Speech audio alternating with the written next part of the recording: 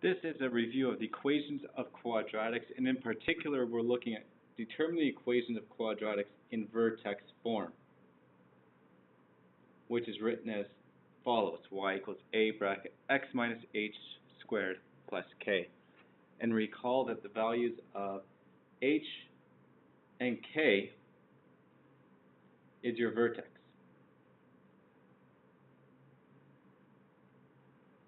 And the main concept that we're looking at in this case, in my one example, is let's suppose that I ask you to determine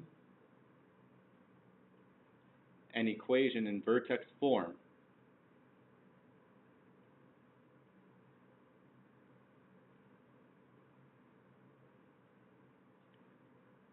for the parabola drawn below.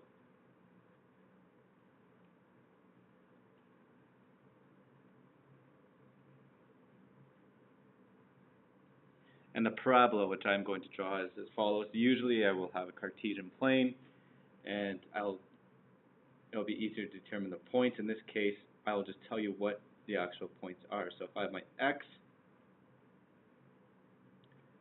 and my y-axis, and I have a parabola that's drawn something as follows.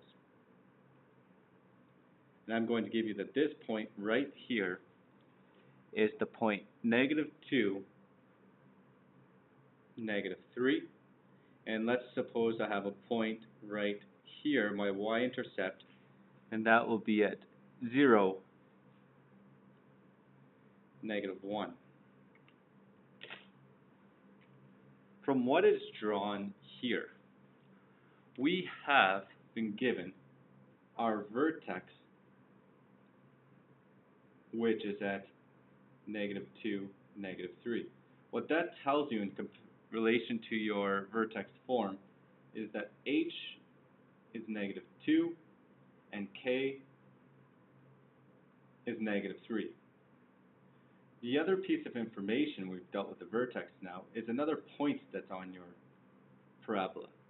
And this point is 0 and -1. In relation to the equation y equals a x minus h squared plus k, that tells us that x is 0 and y is -1. You'll notice here that I have hk, which are in your equation, and I have xy, which are in your equation. The only thing I don't know is a, and that's what we're going to have to solve for. So we have y equals a x minus h squared plus k. What this gives me is -1 equals a. I have my x value of 0, and this is where some mistakes might happen.